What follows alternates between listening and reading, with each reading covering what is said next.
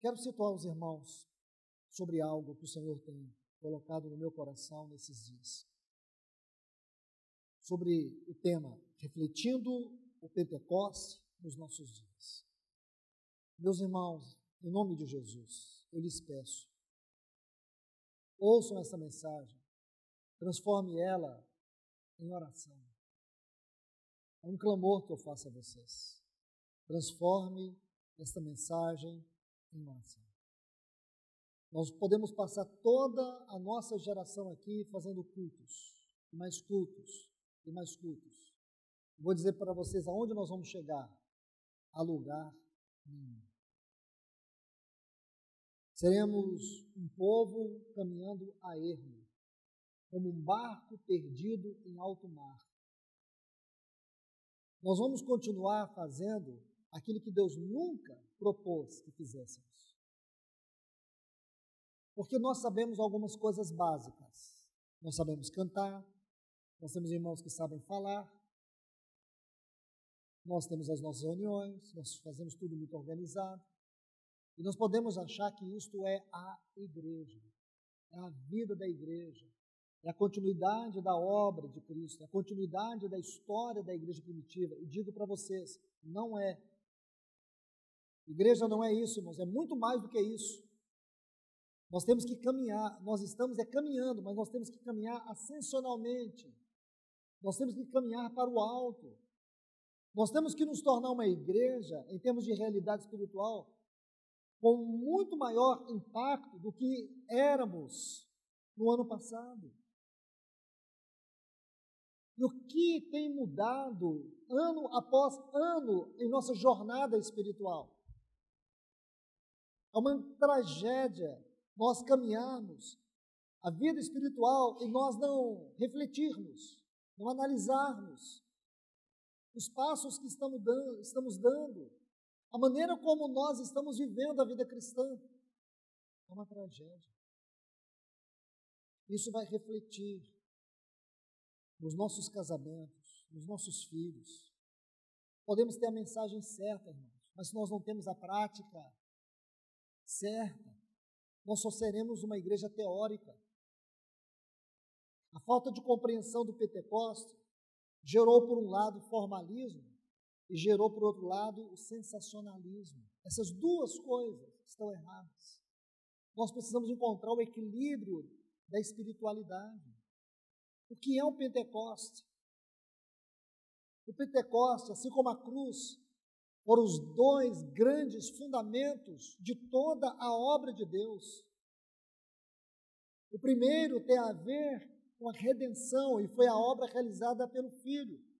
O segundo tem a ver com a habitação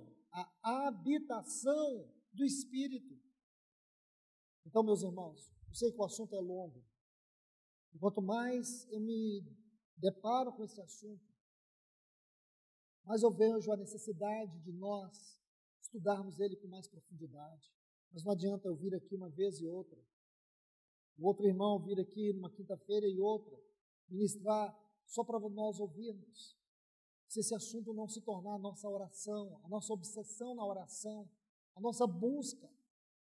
Não adianta, irmãos, ficar fazendo conferências. Não adianta nós ficarmos incentivando os adolescentes, as crianças, a palavra, porque tudo vai resultar em nada. Em nada. Nós seremos uma igreja amoldada segundo os padrões da religião. E o desafio é tão severo, irmãos. Eu digo para vocês, nós não vamos ter outro Pentecostes. Deus não nos dará outro Pentecostes. O nosso desafio é voltar ao Pentecostes. Tem muitos irmãos orando para Deus trazer um outro Pentecostes. Ele não vai responder uma oração que confronta com a sua vontade. Nós temos que entender, irmãos, que o nosso grande desafio é examinar o livro de Atos e deixar que a luz da palavra de Deus nesse livro penetre a nossa realidade contextual e remova tudo aquilo que for trevas. Por mais que estejamos amoldados a isso, por mais que seja algo que nos faça bem, que Deus remova tudo e que aquilo que foi a base da vida da igreja cristã seja a base para a nossa vida hoje.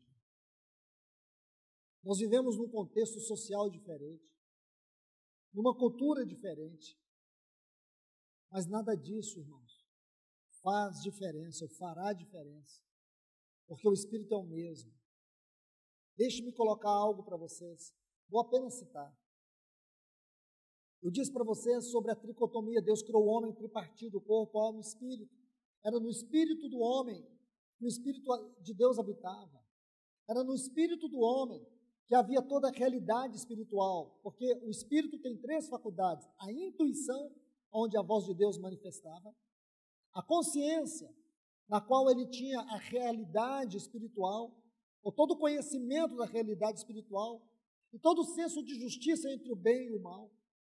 A consciência é a faculdade mais elevada do espírito, e também uma outra faculdade que é chamada de comunhão, porque era ali que o homem se unia a Deus, é ali que ele tinha comunhão com Deus. O que aconteceu? O homem, quando caiu, essa faculdade ficou inativa, como que morta. Por isso que Efésios 4:24 diz para nós nos revestir do novo homem, vos renoveis do novo homem, Colossenses 3:10 e Efésios 4:24, o qual foi criado segundo a imagem de Deus. Nós somos criados à imagem de Deus em que sentido? No espiritual. Porque Deus é espírito, então na parte espiritual era onde a imagem de Deus estava projetada no homem. Irmãos, eu queria que vocês repetissem isso, grave isso. Lá no espírito estava a imagem de Deus. Aonde estava a imagem de Deus no homem? No espírito. É só você ler Efésios 4:24, Filipenses 3:10, porque aí, irmãos, o que é uma imagem? Você está vendo essa luz aqui? Se você colocar um objeto sobre ela, o que vai produzir? Sombra. A palavra imagem no hebraico é sombra. É a palavra sombra. Essa palavra é melhor traduzida no Salmo 39, o versículo 6. Diz que o homem passa como uma sombra. Essa palavra sombra do Salmo 39, 6 é a mesma palavra imagem para Gênesis 1, 27. Então a luz é Deus, a Bíblia diz que Deus é luz. Toda a luz da glória de Deus projetava sobre o seu Filho. Mas um dia, essa luz produziu uma imagem. Foi quando Deus, Ele desejou que essa luz não voltasse para Ele, que essa luz de Deus projetava no seu Filho, e para onde ela irradiava? Para Deus mesmo. Mas um dia Deus não quis que essa luz irradiasse para Ele. Um dia Deus quis que essa luz, ela produzisse uma imagem semelhante a Ele. E o que foi que Deus fez? Ele criou o homem. E aí a luz de Deus produziu uma imagem que é o homem. Meus irmãos e irmãs, deixa eu dizer algo para vocês.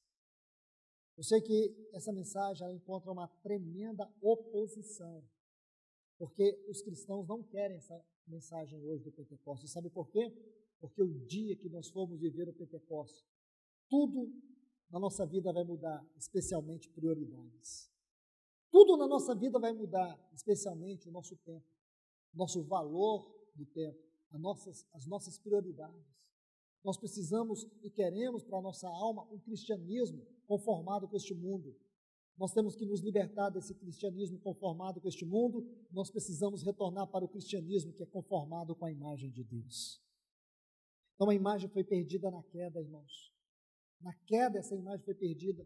Por isso que Efésios 2:1 diz que Ele nos vivificou estando nós mortos. Mortos aonde? No nosso espírito. No nosso espírito nós estávamos mortos. Então deixe-me voltar a Gênesis 6. Gênesis 6:3 diz assim, Deus disse, Ele colocou uma sentença, o meu espírito não habitará para sempre no homem, porque este é carnal. Essa expressãozinha no texto hebraico está assim, se tornou carnal. Agora o homem passou a ser um homem carnal. Por quê? Porque o Espírito de Deus não habita mais o seu espírito. O seu espírito está morto, agora ele é governado pela sua alma. Alma ela tem 3 faculdades: mente, ou vontade, mente e emoções. Vontade, mente e emoções. O que quero, o que penso, o que sinto. Assim passou a viver o homem. E Deus coloca uma sentença. Gênesis 6:3. O meu espírito não habitará para sempre no homem, porque este é carnal. Então, irmão, se Deus colocou uma palavra, essa palavra tem que prevalecer. Nada poderá destruir, remover, revogar um decreto de Deus. Deus não quebra a sua palavra. Deus não quebra a sua lei. Quando Deus coloca uma lei, Ele não destrói aquela lei. Então, meus irmãos, o que foi que Deus fez? O que Deus fez? Aí que está o grande mistério. Cristo Jesus, o Deus Filho, Ele encarnou e se tornou homem. E nele, na sua humanidade, o Espírito de Deus veio habitar. A Bíblia diz em Mateus capítulo 1, versículo 20, quando o anjo diz para José não abandonar Maria, e sim acolher, aceitá-la, porque o que nela foi gerado é do Espírito Santo. Mateus 1:20. Então o Espírito Santo gerou Cristo. Aí, se lembre, eu disse para vocês sobre 2 figuras, a figura do cordeiro e a figura da pomba. O cordeiro representa a redenção e a pomba representa o Pentecoste. Nós só vamos entender o verdadeiro Pentecoste quando nós entendemos o Pentecoste na vida de Cristo, porque o primeiro Pentecoste aconteceu nele, porque o Espírito veio habitá-lo. Então, eu vou citar os textos rapidamente. Gênesis 22, versículo 8, Isaac diz assim: Pai, aqui está a lenha, aqui está o cutelo, aqui está o fogo. O cordeiro, onde está? Aí Abraão responde: Deus proverá para si o cordeiro. Aí quando você abre João capítulo 1, versículo 32, o que diz? Eis. João olhou para Jesus e disse: eis o cordeiro. Lembre-se disso. O cordeiro estava ali tipificado no Antigo Testamento, porém a realidade do cordeiro está na vida de Cristo, na sua obra.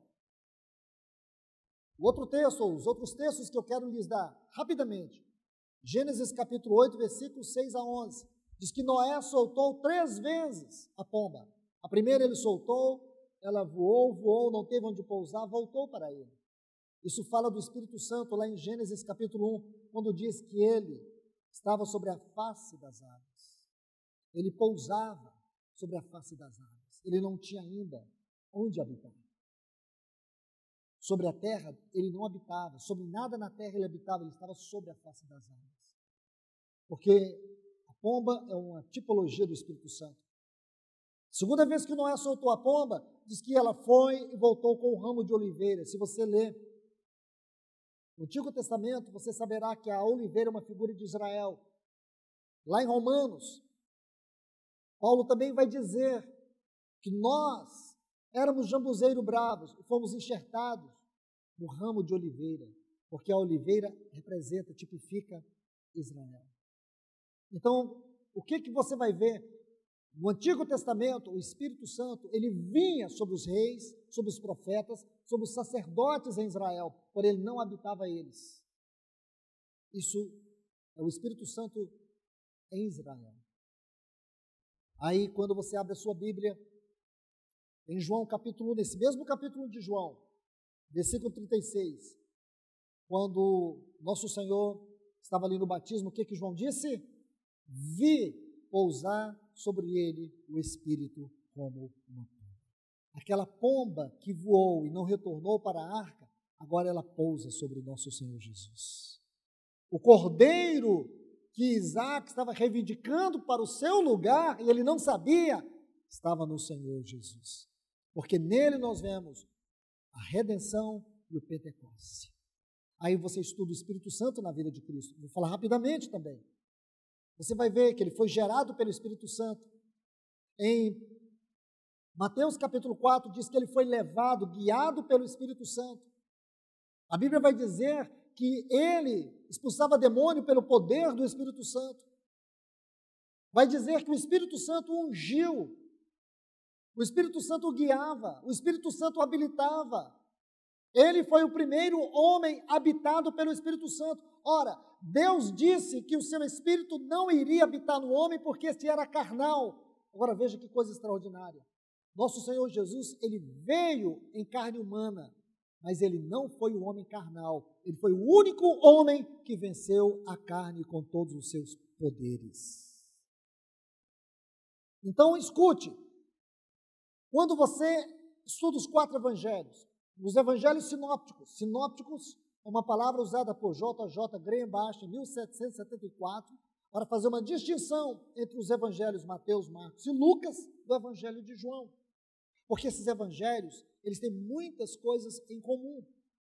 Quando você estuda esses 3 evangelhos sinópticos, você vai ver que a ênfase está no Espírito Santo sobre a vida de Cristo. Porém, no evangelho de João, a ênfase está no Espírito Santo no ensino de Cristo. E aqui ele vai ensinar sobre o Espírito Santo. Nós já vimos algumas proposições, eu disse para vocês que farei isso em forma de proposições. A primeira proposição nós estudamos no capítulo 3, versículo 5, quando diz que, nosso Senhor diz para Nicodemos, necessário é nascer de novo. Quem não nascer da água e do Espírito não pode ver o reino de Deus. Esse novo nascimento, o que é ele, irmãos? O novo nascimento é a vivificação do nosso espírito. O novo nascimento é aquilo que está em Romanos capítulo 5, é andar em novidade de vida. O novo nascimento, como está em Efésios 4, 24, Colossenses 3, 10, é nos revestir de um novo homem. Não existe conversão que não seja um novo nascimento. Se você diz que converteu, mas você não está em novidade de vida, não é conversão. Se você diz que nasceu de novo, mas você não se revestiu desse novo homem, não é conversão. Chama isso do que você quiser, não é conversão. Conversão é nascer, é ser gerado pelo poder do Espírito Santo, numa vida de transformação, de santificação, de justificação, aliás, santificação, e um dia será uma vida de glorificação. Isso é conversão. Então tem muita gente que passa por aqui, diz que foi convertido, parte o pão, come o pão, bebe o cálice, mas não tem uma novidade de vida. Ainda é uma alma perdida, caminhando para o inferno. A única coisa que essa pessoa teve foi uma fé religiosa. Fé religiosa não é conversão. Conversão é fé genuína. A palavra nascer aqui em João 3,5 é a mesma palavra gerado em Mateus 1,20. Então, a segunda proposição, eu quero lhes mostrar rapidamente aqui para a gente introduzir pelo menos mais um ponto. A segunda está aqui nos versículos 6 e 7 deste mesmo capítulo 3 do Evangelho de João, aonde nós vamos ver a palavra pneuma, porque a palavra espírito no grego é pneuma. Existe uma outra palavra que o nosso Senhor usa em referência ao Espírito Santo, que é paracleto. Não vou considerá-la agora, mas sim a palavra pneuma. A palavra pneuma é um termo genérico. O curioso é que esse termo é usado tanto para falar do Espírito Santo, como também do nosso espírito. E por quê? Porque é justamente isso que Deus quer nos mostrar, que existe uma íntima ligação entre o nosso espírito vivificado e o Espírito de Deus. Por quê, irmãos? Porque Deus, Ele criou essa faculdade, porque esta é a única faculdade onde Deus pode habitar plenamente. É o lugar secreto do Senhor. Provérbios 27 diz que o espírito do homem é a lâmpada do Senhor.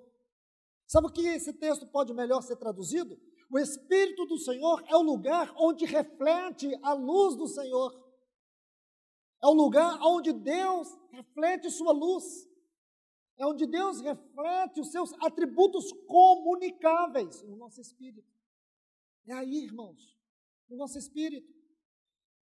E a terceira proposição está no capítulo 7 de João, os versículos 38 e 39, onde o nosso Senhor diz que quem cresce nele, no seu interior fluiriam rios de águas vivas. Aí eu disse para vocês, vou passar rapidamente, citando alguns textos, algumas profecias do Antigo Testamento. Isaías 32:15, quando diz assim: até que se derrame sobre nós o Espírito lá do alto, então o deserto se tornará em pomar, e o pomar será tido como um bosque, até que se derrame. Porque no Antigo Testamento a promessa é que o Espírito Santo ele vai ser derramado como uma inundação. Uma inundação. Há um outro texto, Isaías 44, o versículo 3. Ele diz assim: derramarei do meu Espírito sobre a tua posteridade. E mais ainda, ele diz que vai derramar do seu Espírito sobre os seus descendentes. É uma profecia, irmãos. Quer dizer que Deus derramou o Espírito Santo sobre a vida de Cristo. Deus derramou o Espírito Santo na igreja primitiva, e ele disse que o Espírito Santo continuaria sendo derramado por toda a sua posteridade. Está vendo aqui, irmãos?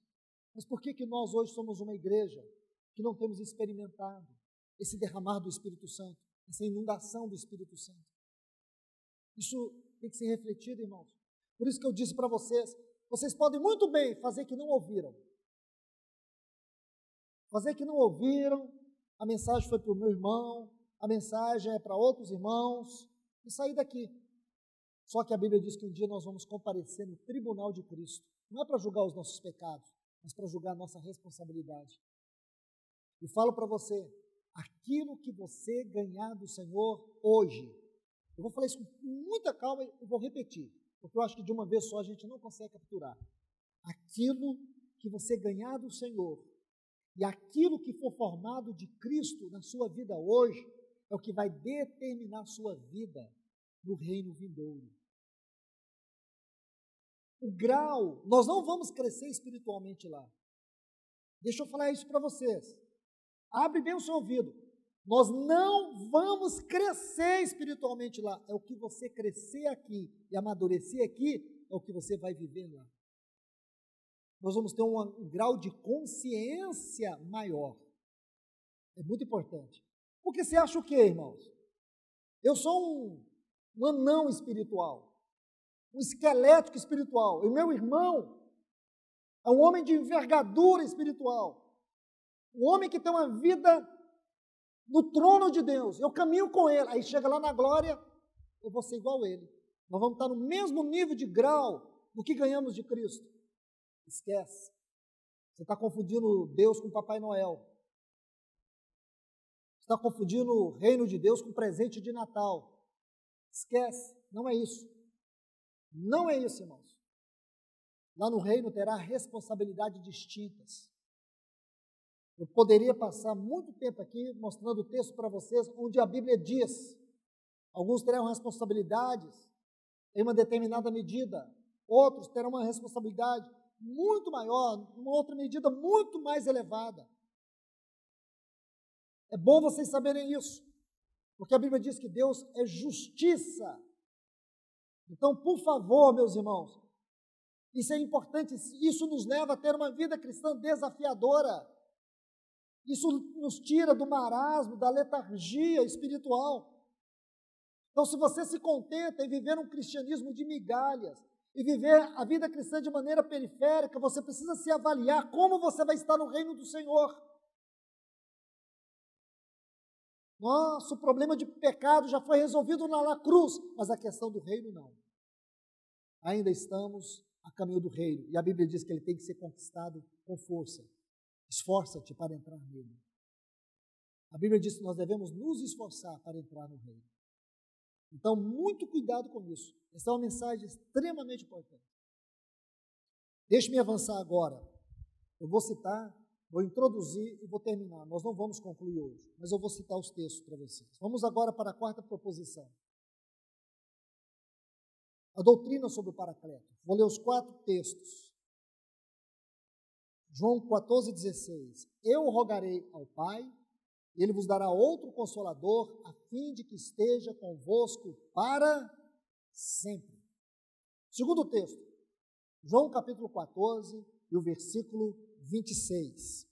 Mas o Consolador, o Espírito da verdade, que o Pai enviará em meu nome, esse vos ensinará todas as coisas e vos fará lembrar de tudo que vos tenho dito. O terceiro texto, João 15, 26. Quando, porém, vier o Consolador, o qual eu enviarei da parte do Pai, o Espírito da verdade, que dele procede, este dará testemunho de mim. E por último, capítulo 16, versículo 7. Mas eu vos digo a verdade, convém que eu vá, porque se eu não for, o Consolador não virá para vós outros. Porém, se eu for, eu vou-lo enviarei. Esses 4 textos são as 4 menções do Espírito Santo como Paracleto. A palavra Paracleto, ela tem um sentido cético. Ela fala de um consolador, de um intercessor, de um ajudador, de um confortador, de um advogado, de um sustentador e de um amigo fiel. É um sentido cético. A palavra Paracleto, ela vem de 2 vocábulos gregos. Pará, que significa estar ao lado, e kleto, que é um chamado. A tradução seria chamar para estar ao lado. Mas ele não veio apenas para estar ao nosso lado, ele veio para estar dentro de nós. Meus irmãos, o que nós temos nesses 4 textos não se esgota em alguns minutos. Nós temos que entender aqui, eu vou colocar alguns pontos só para aguçar o coração de vocês. Veja que Jesus disse que o Consolador, ele nos ensinaria todas as coisas. Por que o Espírito Santo nos ensinaria todas as coisas? Eu vou te fazer uma pergunta. Jesus ensinou todas as coisas?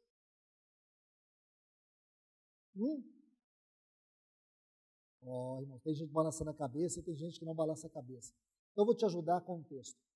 Lembra que ele disse assim, eu tenho muitas coisas para vos dizer, porém vocês não estão preparados, vocês não podem suportar agora.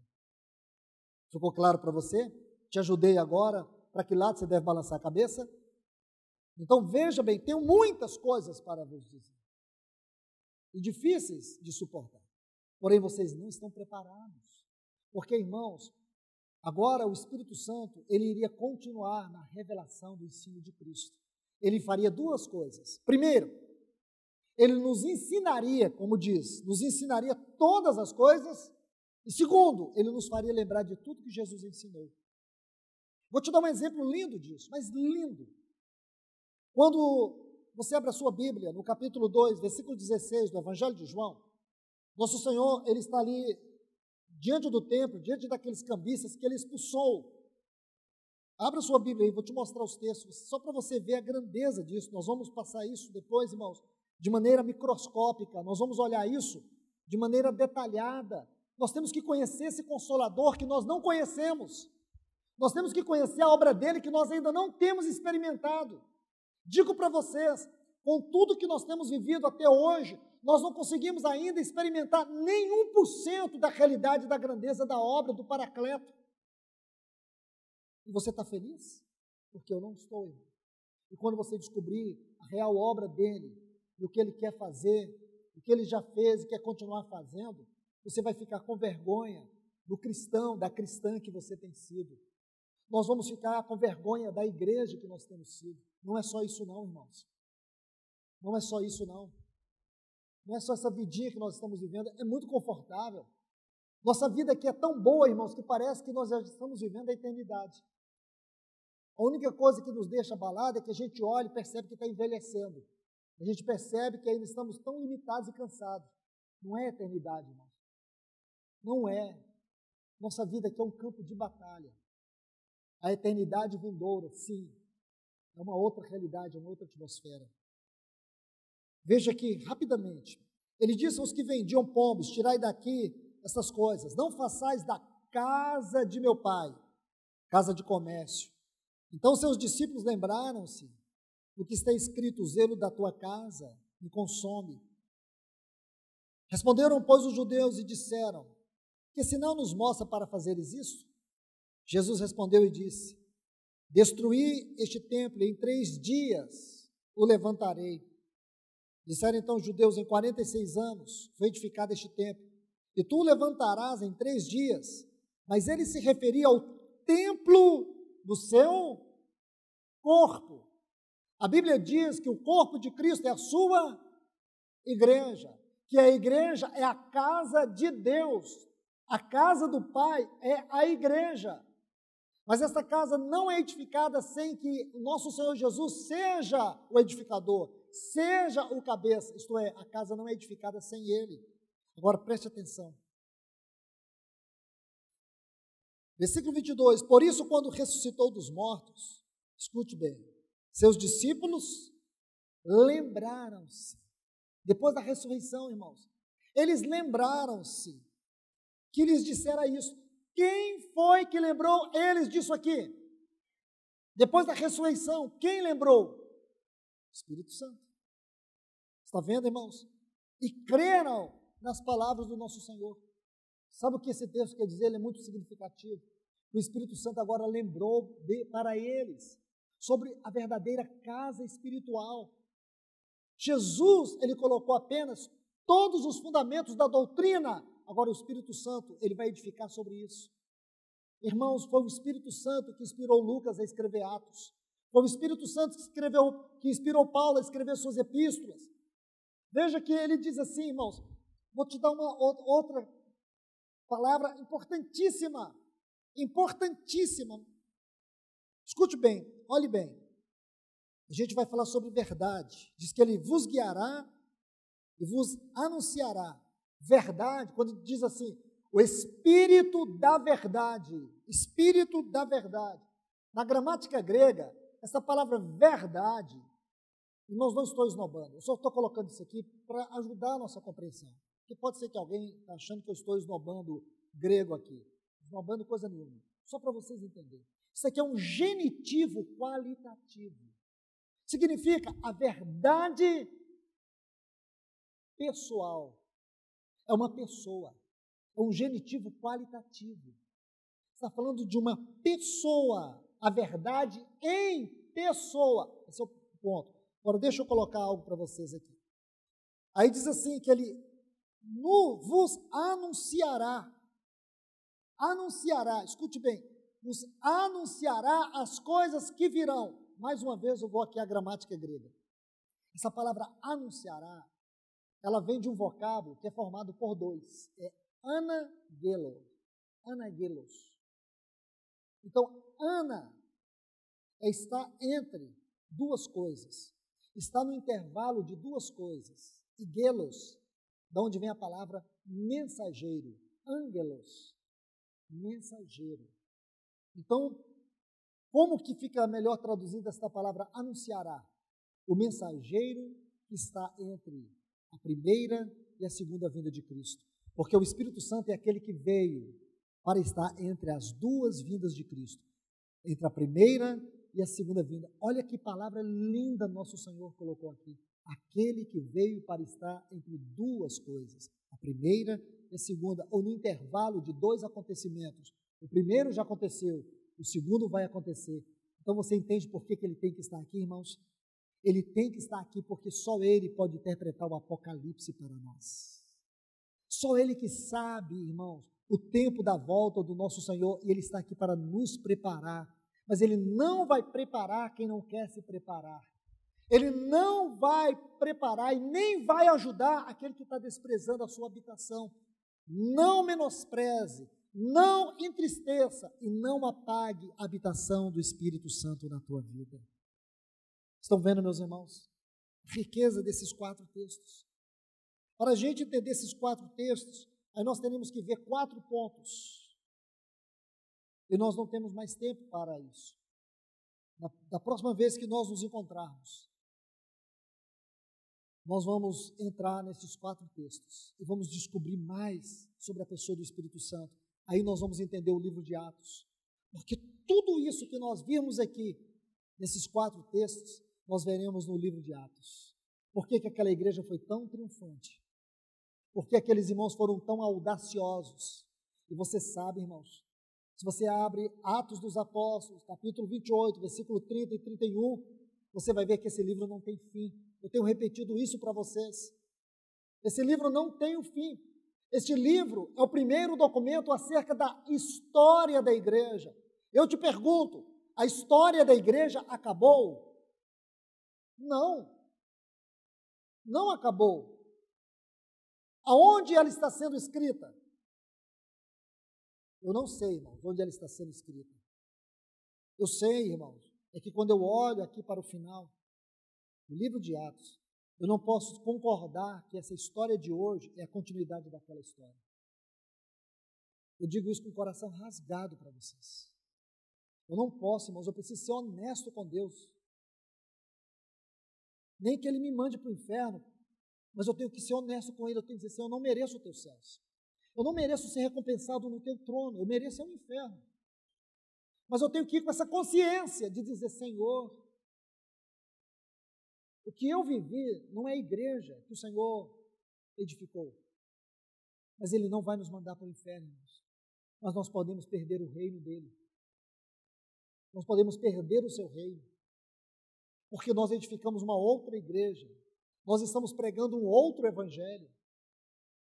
Nós estamos adorando um outro Cristo. Ou se nós adoramos o mesmo Cristo da igreja primitiva, então por que nós adoramos com a boca e não honramos com o coração?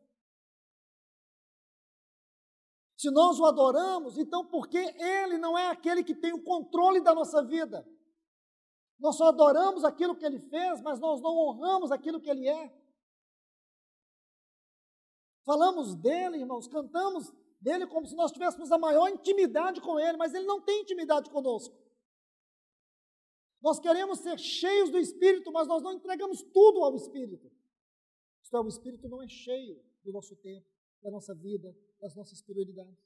Nós queremos ter o Espírito Santo enchendo a nossa vida, mas nós não preenchemos o coração dele com satisfação, com alegria, com amor, com devoção. Meus irmãos, eu só quero lhes ajudar. Eu só quero abrir os olhos de vocês. Seria muito melhor para mim, irmãos, pregar uma mensagem aqui e ver vocês todos felizes. E receber de todos aqui um elogio. Nossa, irmão, que mensagem, estou motivado para essa semana. Essa semana eu estou motivado. O que adianta? E depois nós dois comparecemos diante do tribunal e o Senhor nos chamar de servos infiéis. Digo para vocês, o que nós estamos vivendo está muito longe do verdadeiro Pentecostes. E se nós prosseguirmos, insistirmos em viver esse tipo de cristianismo, nós teremos perdas eternas. E Deus não nos pede muito, irmãos. Ele só pede que nós sejamos perseverantes na palavra. Ele pede de nós a comunhão. Ele pede de nós a sua mesa, que nós estamos hoje. Ele pede de nós uma vida de oração. Qual é o relacionamento que nós temos com a palavra?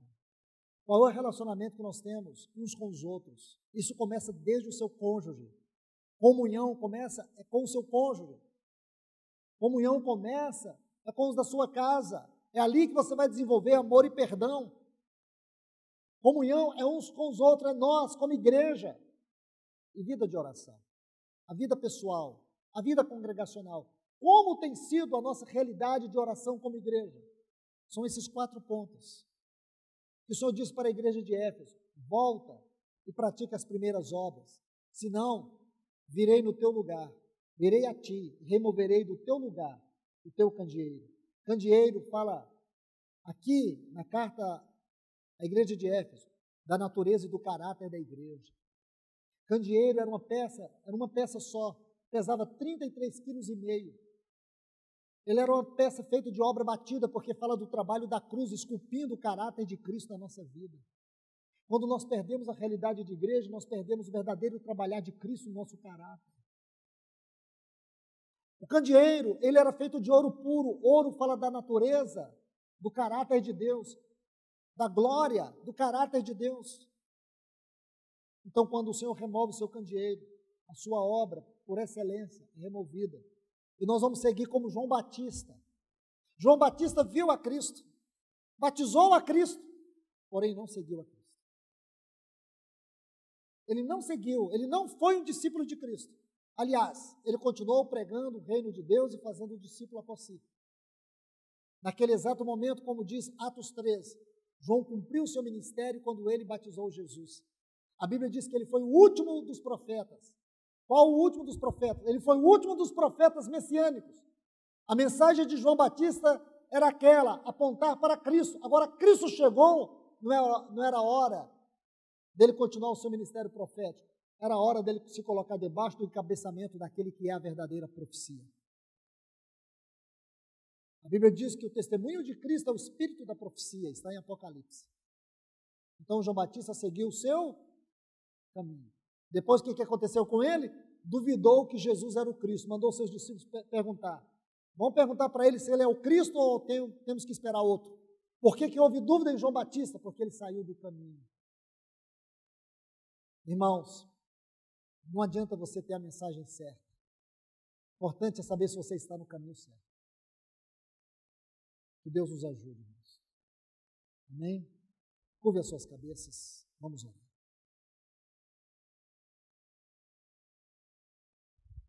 Senhor, nós te agradecemos, nós te louvamos, te bendizemos por esta reunião. Que o Senhor nos abra o entendimento, revele para nós todas as implicações desta palavra. Senhor, com certeza essa não é uma mensagem que nós queremos ouvir, mas é a mensagem que nós precisamos ouvir. É uma mensagem de urgência. Senhor, levante profetas e mestres que ajude esta igreja a contar esta mensagem. Porque nós não queremos seguir um caminho paralelo à edificação da tua igreja. Por mais que tenhamos consciência da edificação da igreja, por mais que nós saibamos o que é a igreja, nós não queremos caminhar numa estrada paralela à edificação da tua igreja. Nós queremos voltar para o livro de Atos, nós queremos voltar e retornar àquele Pentecostes. Retira todos os escombros, Senhor, todos os entulhos, todas as barreiras. Retira da minha vida, Senhor, da vida dos meus irmãos e das minhas irmãs, porque nós não queremos e não iremos avançar se não for em direção à tua plena vontade. Nós queremos esse Pentecoste hoje. Aquilo que Abacuque orou, aviva a tua obra. Isto é, torna viva a tua obra. Nós não queremos fazer parte de uma obra morta. Nós não queremos fazer parte de uma obra que se limita apenas a cultos. Nós queremos ser o culto. Nós queremos ser o culto nas nossas casas. Nós queremos ser o culto no nosso casamento. Nós queremos ser um culto no trabalho. Nós queremos ser um culto aonde quer que nós sejamos e estejamos. Nós queremos ser o culto, seja qual for a experiência, a luta, a tribulação que estivermos passando, nós queremos ainda ser o culto. Nós não queremos abaixar as nossas armas. Peleja contra a tua igreja aqui neste lugar, nesta manhã. Peleja contra a minha vida, a vida dos meus irmãos e das minhas irmãs. Leva-nos de volta ao teu Pentecostes, Senhor. Senhor, que nós venhamos escrever a continuidade daquela história, Senhor. A nossa história hoje não serve. O nosso caminhar hoje não serve. Tem que ser muito mais, Senhor. Então nós não queremos nos contentar em viver de migalhas. Nós queremos viver a realidade plena da nossa vocação celestial, do nosso chamamento espiritual. Então ajude-nos, Senhor. Ajude-nos, Senhor. Abra os olhos da tua igreja agora, Senhor. Abra os olhos, Senhor. Que esta palavra, Senhor, seja uma palavra tão poderosa que venha curar a nossa cegueira espiritual. Que esta palavra seja uma palavra liberada com tal força e poder que ela venha nos curar de toda paralisia espiritual. Que esta palavra seja aquela mesma palavra, na mesma tônica que o Senhor disse para o Lázaro: sai para fora. O Senhor ressuscitou a Lázaro, ressuscita a muitos que estão aqui experimentando uma morte espiritual, Senhor. Em nome de Jesus, ressuscita, Senhor, cura da cegueira, cura da paralisia, cura da frieza, porque o morto não sente, o morto não tem sensação nenhuma de vida. Senhor, se existe morte espiritual no nosso meio, ressuscita nesta manhã, em nome de Jesus, Senhor. Nós confiamos em Ti, Espírito Santo, para nos convencer do pecado, para nos convencer do juízo, para nos convencer dos nossos caminhos errados. Ajuda-nos nesta hora. Nós te pedimos em nome de Jesus.